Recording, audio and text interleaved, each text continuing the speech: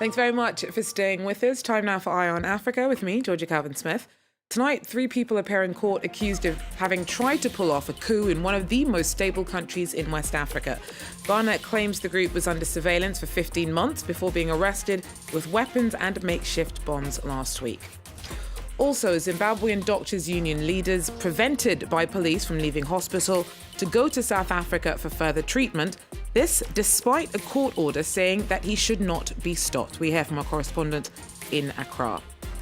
And the unseen archives of Idi Amin, an exhibition at the Uganda Museum in Kampala, is bringing to light one of the darkest chapters of the country's history, in which hundreds of thousands of people were murdered or disappeared between 1971 and 1979. But first, 3 people appeared in court in Ghana on Tuesday, accused of having stashed bombs, weapons and equipment as part of an elaborate coup plot. The men were allegedly arrested last Friday after 15 months of surveillance. The government claims the group's goal was to destabilise the country. Accra prides itself on its political stability. Nathan Kwao tells us more about who is involved and what they're accused of having done. There are 3 people involved, 1 medical doctor, 1 manufacturer of locally made weapons, and a 3rd person. They were arrested last week, Friday, and per the government's release through the information minister, it said that these 3 people, in conjunction with several others, were planning to destabilize the government and illegally take the reins of power in Ghana. So like you said earlier, they were in court today, and they were charged with conspiracy to manufacture arms and ammunition without lawful authority. So those are the charges that have been leveled against these 3 gentlemen. Now, per the account of their lawyer, and we spoke to their lawyer earlier today, the lawyer said that these gentlemen, they admitted that there were weapons on their compound. Remember, they were arrested at a hospital. So per the government release, the government said that the hospital was a cover or a front. Now, these gentlemen said that, yes, there were guns on the premises, but they did not know who the guns belonged to. And so they were not guilty of these charges. But the court did not listen to them. And so they have to be in police custody until the investigations are done. So that's where we are now in terms of this case. Government says the investigations will still continue. Now, government in its statement said that for 15 months, like you said, they had been following these gentlemen. But it turned out that last week, Thursday, allegedly, they had gone to a firing range to test some of the weapons they had put together. And that was what pushed government to finally go in, perform the swoop or raid, and take these 3 gentlemen into custody. Nathan, I mean, how big a threat in reality was this? After all, Ghana is one of the most peaceful and stable in the region. It is quite difficult to determine how big a threat it is, but the government saw it big enough to jump in. A few things that must be put on record. First, 2020 is an election year. In the last few episodes, if you go back 3 years ago or sometime before that, election periods are always very tense, very edgy. People are not too sure what's happening. So the government does not want to take any chance. And so anything that they deem viable enough to cause a bit of a problem, they will go in and take care of it. Strangely enough, lots of people who have responded to this story seem to find the story a little odd, because if you look at the pictures that are flying about of the said weapons that were put together or the said equipment, they don't really look like anything threatening. But the government is saying that they will not take chances. They will not allow anything to fester that will blow up into something big. And so they are not taking any chances at all. And they'll keep their eye out for this and any other thing that they consider a threat that will destabilize the country. Nathan Kwao there for us in Accra. To Zimbabwe now, where a doctor who suspected kidnapping earlier this month sparked protests was prevented from leaving the country by police on Tuesday. A court had earlier ordered that Peter Magombeyi be allowed to travel to South Africa for medical treatment. He was found last Thursday after a 6-day disappearance and was admitted into hospital in Harare. Doctors accuse security forces of kidnapping Magombeyi because he heads up a doctors' union which has organised pay strikes in the country. Ryan Truscott tells us more about why Magombeyi may have been prevented from leaving. Well, the state clearly doesn't want him to leave the country. We've just found out from the Ministry of Information that police have this evening filed a challenge to the court order that said the police shouldn't stop him going to South Africa for further treatment. What we've got here is a a situation in which some in government maintain that the doctor absolutely wasn't abducted and that this was all some sort of a staged event. And then we have the lawyers and the opposition who say he was abducted and tortured and needs more medical treatment. The thing is that what happened to Magombeyi in the days that he was missing still isn't clear. The medical report hasn't been made public. Magombeyi himself tweeted last night, but not about how he was treated during his disappearance. So it's all very unclear. But rights lawyers say that police certainly had no right to stop him going and that their actions violated a High Court order. So what happens next?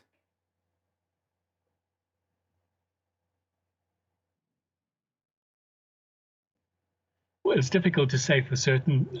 There were dramatic scenes at the Avenues Clinic in Harare earlier this evening when riot police effectively stopped Magombeyi from leaving the hospital. He was supposed to catch a flight to South Africa this evening. We know he's missed that flight now. The EU ambassador and the UK embassy in Harare have tweeted out their concern. We don't think that Magombeyi has actually been arrested, but there were threats in state media at the weekend to punish anyone who tells lies about the state, and that may be a reference to this case. On the other hand, if Magombeyi is in need of the sort of specialized medical care South Africa can offer, as the opposition and many others believe he is, then it's clearly not at all good that he's unable to get to South Africa for treatment. As I say, details about his current state of health haven't been made public, so we just can't say for certain. Ryan Truscott there for us. Now, 2 people have been arrested over the killing of an official from the FDU Inkingu opposition party in Rwanda. Siridio Dusabumuremyi was reportedly attacked and fatally stabbed by 2 men on Monday night. The party has lost several members to mysterious deaths and disappearances. Its leader, Victoire Ingabire, believes that Dusabumuremyi's death was politically motivated. The country's president, Paul Kagame, has long denied accusations of suppression of political opposition in the country. And an exhibition at the Uganda Museum in Kampala is bringing to light one of the darkest chapters of the country's history. It documents the 8-year rule of dictator Idi Amin, in which hundreds of thousands of people were murdered or disappeared between 1971 and 1979. Our correspondent went to have a look. Around 200 photographs are on display in Kampala, spanning from the days before Idi Amin's military coup in January 1971 to his downfall in 1979. Drake Sakaba was a young journalist when Amin came to power. He says that at first, Amin was greeted as a liberator. People were fed up of President Milton Obote, because he had proved to be a dictator. So by the time Amin came to power in 1971, people were, sort they were relieved of the dictatorship. But I know everybody here, almost everybody. When Amin had just taken power, he met the press. Oh, this is me, yes. I haven't seen this photograph before. The photographs on display were taken mainly for propaganda purposes. They show Idi Amin as he wanted to be seen. But Amin quickly came to see the free press as an enemy. Drake Sakaba was called into the president's office several times when his paper's coverage displeased Idi Amin. I met him in the president's office. He was furious, banging on the table, all that. He was an intimidating man. If you found him in mood, he would be so good, so nice. He would joke, laugh, offer you a drink. He was unpredictable. It's estimated that 300,000 people were killed during Amin's 8-year rule. Some have objected to the exhibition, saying it risks glorifying Amin's dictatorship. For others, it's important to re-examine an era which is rarely discussed openly here. It is good for the young people.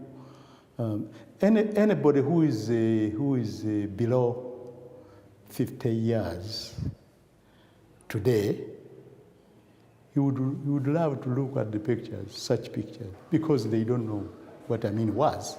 They just hear the story. After Kampala, the exhibition is due to travel around the country, shedding new light on this dark and divisive chapter of Uganda's history. Well, that's it for Eye on Africa for now. Thanks for joining us. Do so again. Take care.